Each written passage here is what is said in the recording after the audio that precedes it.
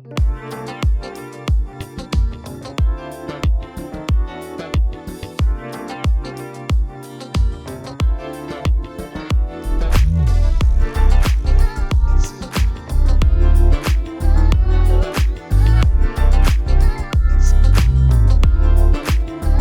everybody, and welcome to this week of My Village Podcast. Eli, what's with the fucking face? That's my voice. Deal with it. I just haven't heard you in a fortnight, you know? It scares me. In a fortnight. Why did my first instinct was the game, and I was like, you know I don't play that game. Exactly, but, you know, fortnight, 2 weeks. Yeah, that's true. That's very true. The Fortnite podcast. Totally hashtag didn't steal it from a different podcast. Oh my gosh. Well, on this week of the Lazy Watchers, what did we watch, my friend? Schitt's Creek. And no, I'm not cussing. I'm talking about SCHITTS. Yes, this show has been on my watch list for a very long time, and I decided, why not just ruin it with the Lazy Watchers series? Let's just watch that pilot episode and the end episode and go from there.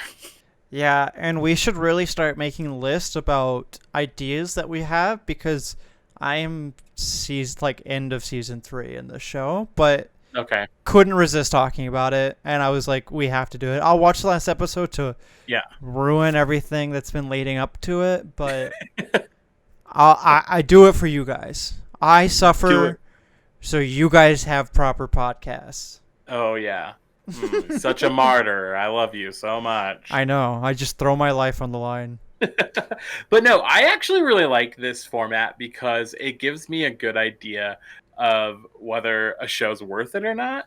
Like I watched Lucifer. Like I started watching Lucifer after we reviewed it on the podcast and things like that. So it doesn't necessarily ruin it. It just kind of gives you a heads up. Yeah. Oh, I mean, I watched all of Lucifer, and then when the first part of season 5 or whatever it was came out, I watched that in like 2 days. So yeah. Yes. Yeah. Oh my gosh. So right off the bat, I want to point out, or do you want to go through some of the accolades that they just won? Like one of the reasons why we chose the show. If you've been living under a rock, the Emmys was beginning of this week, as of recording this, and they won 5 Emmys, which apparently is a lot. I don't know anything about the Emmys, but apparently it's a shit ton. I would call that a sweep. Like, I feel like they swept the Emmys for That's what a lot of everything. Articles are saying. Yeah. I mean, they took Outstanding Comedy Series overall.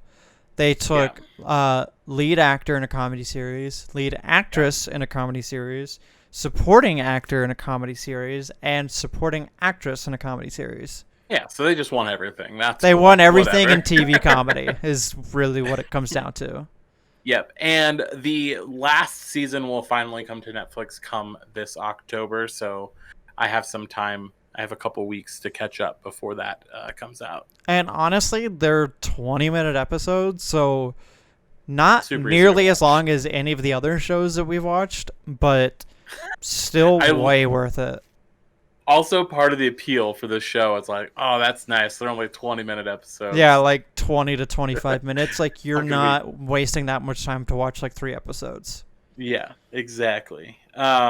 So right off the bat, I just want to make a correlation here. Right off the bat, in episode 1, pilot episode, within the first 5 minutes, we find out that the entire family is broke as fuck. Because why? Somebody named Eli stole all their money. So, yeah, I would just like to point out that usually, folks, when there's somebody named Eli, 9 out of 10 times they're going to be the bad guy. Let me just hide my name tag real quick. Wherever he is on this screen, he's a bad guy. Yeah, you're watch out for him. Yeah, I'm gonna steal your money. Then I'll be rich. All of my money. Yeah, all of your money that I'm totally not just dumping back into the podcast. Totally.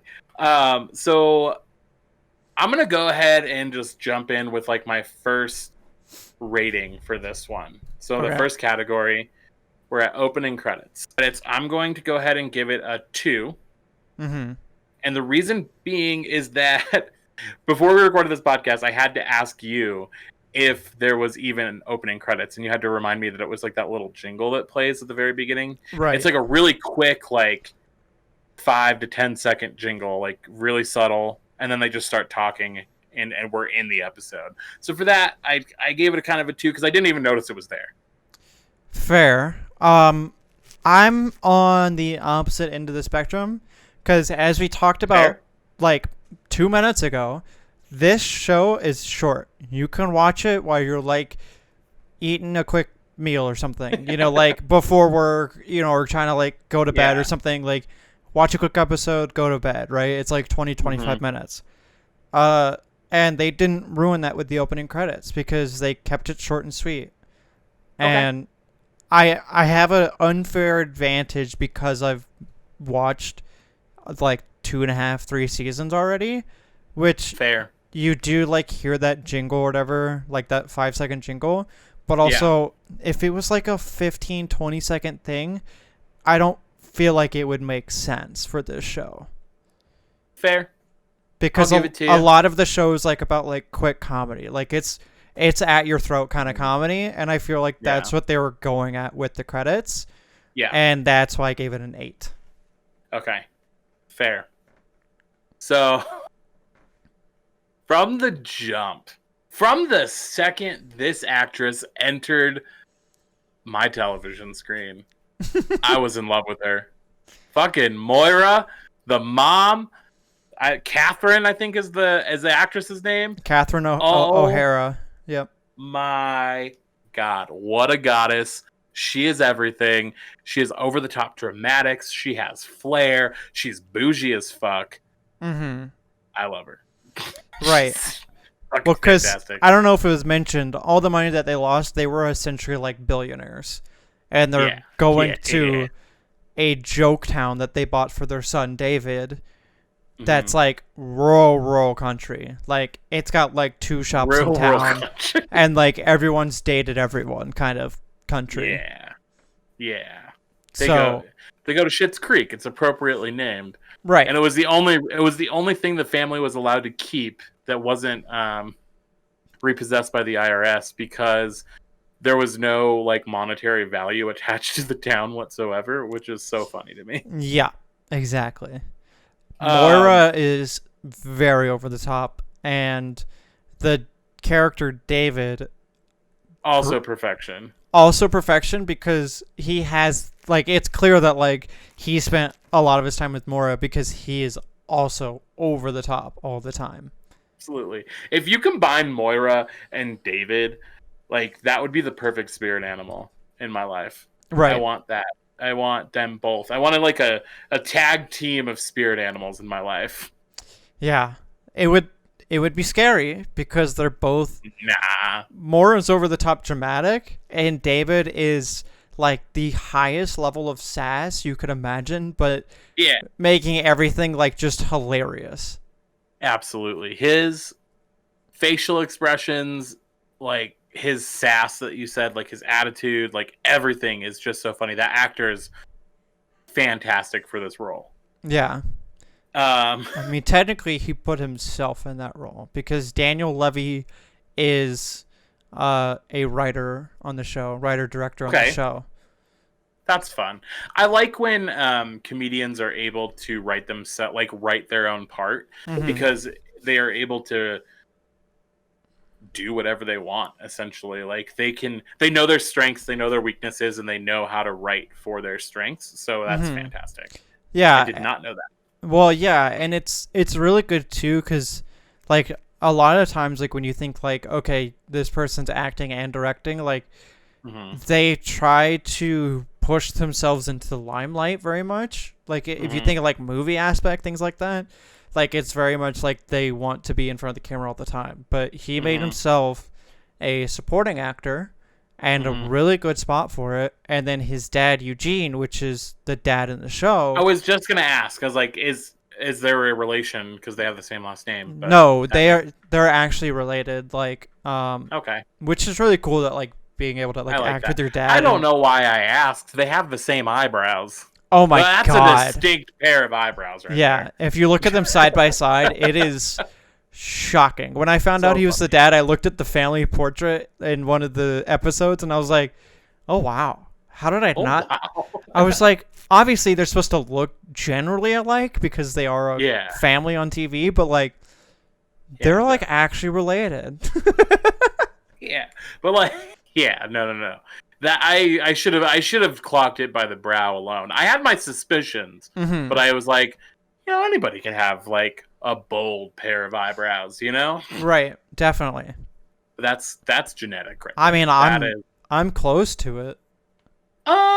You're thinning out a little bit. Yeah, now, but I used to be Eyebrow McGee. Eyebrow McGee. So what is the dad's name? What is Eugene Levy's character name? Because Johnny. I don't know if I just Johnny. Okay. So another thing with Eugene Levy, which I thought was interesting, because he's actually one of my favorite comedic like actors. So funny in like American Pie. He was in Bringing Down the House with Steve Martin and Queen Latifah. Like, I love Eugene Levy. Not my favorite character on the show. He actually has probably, in the first and last episode that we watched, he has probably like the least amount of lines and then like a least amount of like memorable parts for me. Yeah, I mean, there's a couple episodes where he has bigger parts, but he's it's funny that they call him a lead actor because he's really not in this show. Yeah. Like, he is like in the show doing his part, whatever, but I don't see him as a lead actor. Like, I see him and David honestly switched. Yes. So I see Moira is definitely a main character in my book. I get why she's the leading actress. And then I just assumed it was like Moira and David. And then like Alexis and the dad and Johnny were supposed to just like be the support. Because that's how it was written. Like, they have like the most funny parts. And maybe that's just my opinion. I don't know. To me, they're the funniest on the show and they have the most memorable moments. Right. No, for sure. I mean, but I think it's also smart that they did it that way, because if they were trying to make all four of them have like super memorable parts, it would have just turned into another trash comedy show. True. Like, you gotta have the people that's like there being like leveling it out, so that way when Daniel and Catherine get on screen, they're there to then bump it back up to that like comedy relief and you know, like, keep the storyline going, but also make it 10 times funnier.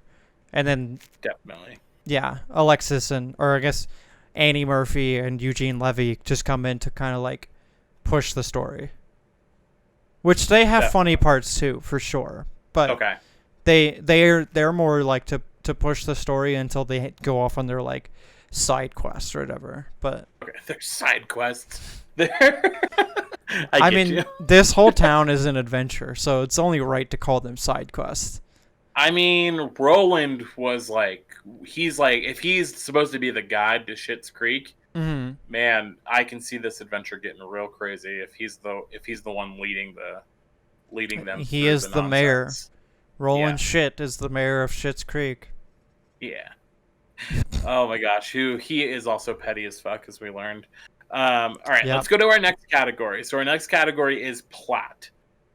Yeah, which we kind of talked. We actually kind of hit the 3 categories, but true. What was your rating for the plot? What did you give it? Mine's a 9.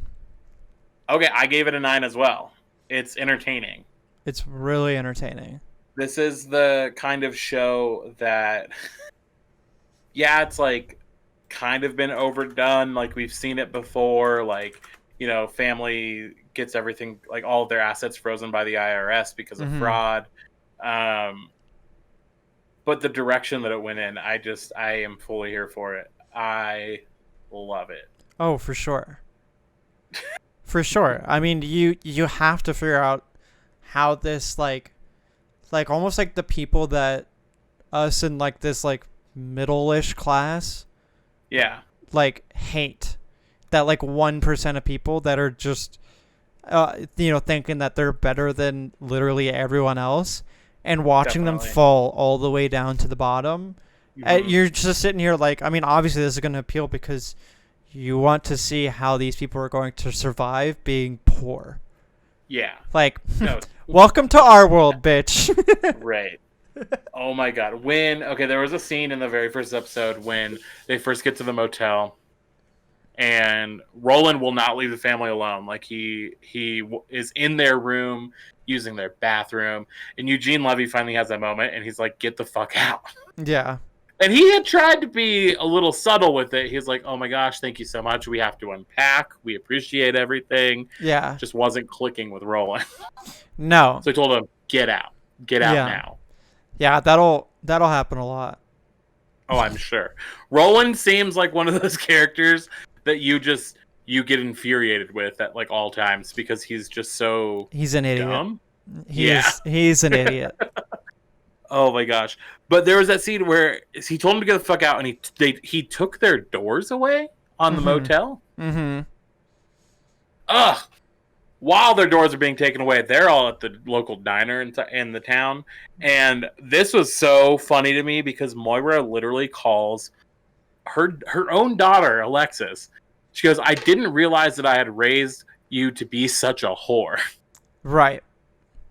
And I was like, the fact that your mom just called you a whore really sets this show up for fucking success. Yeah. Success.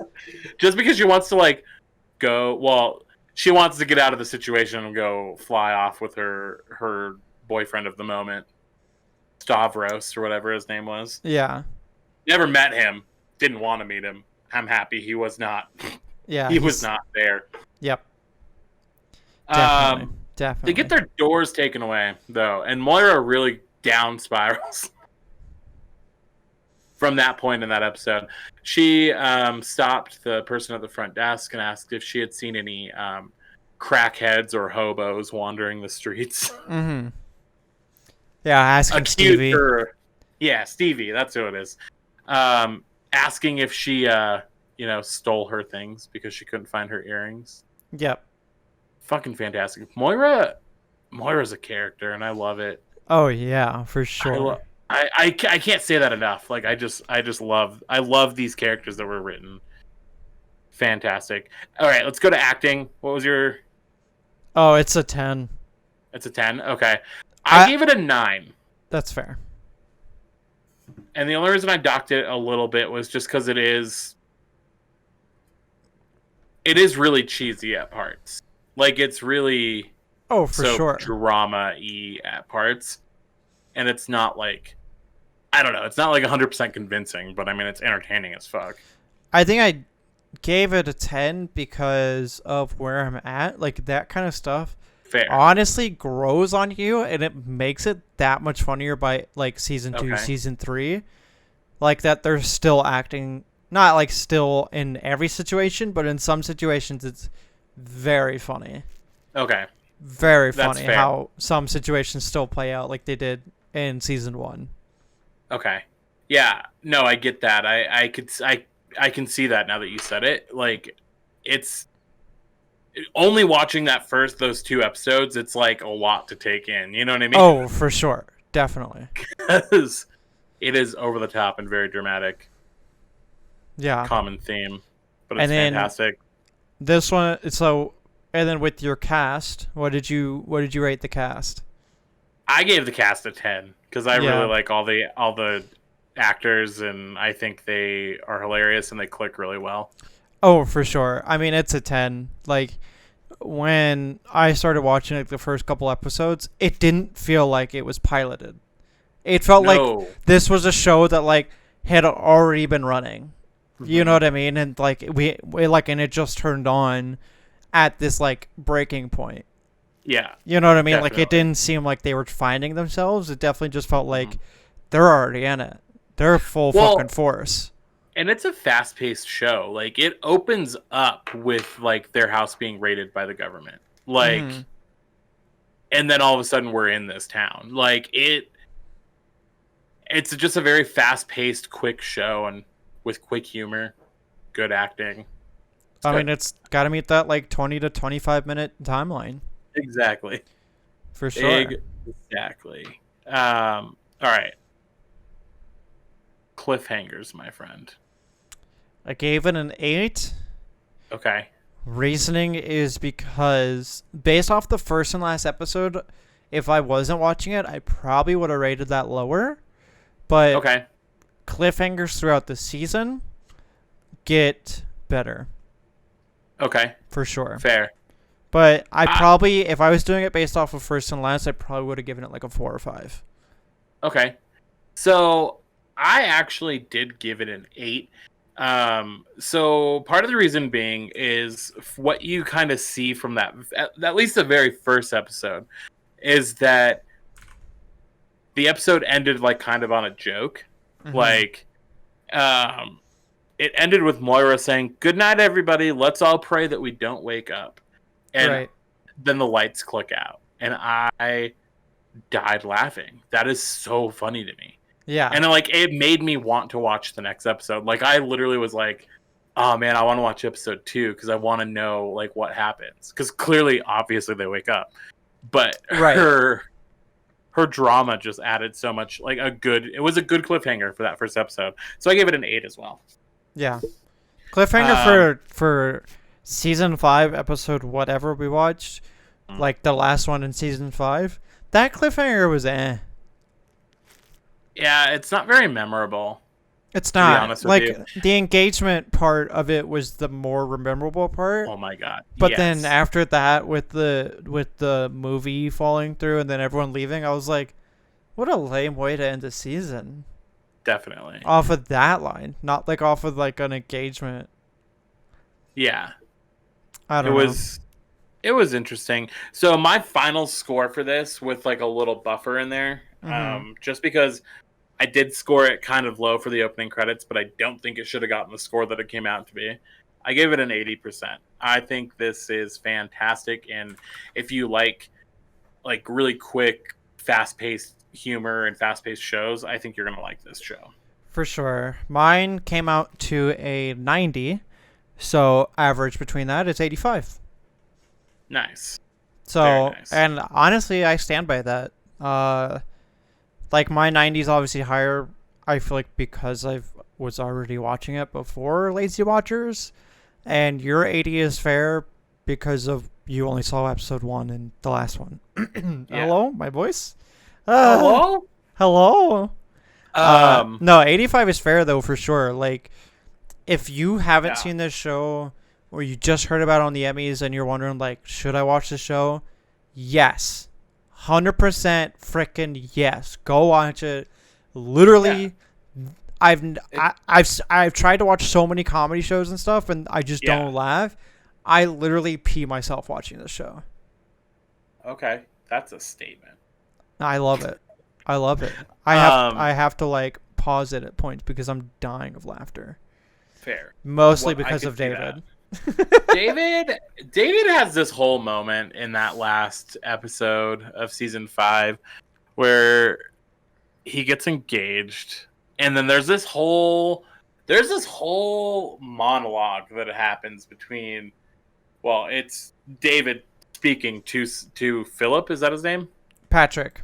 I knew it was a P. My bad. Yeah. He's talking to Patrick about like how he wants to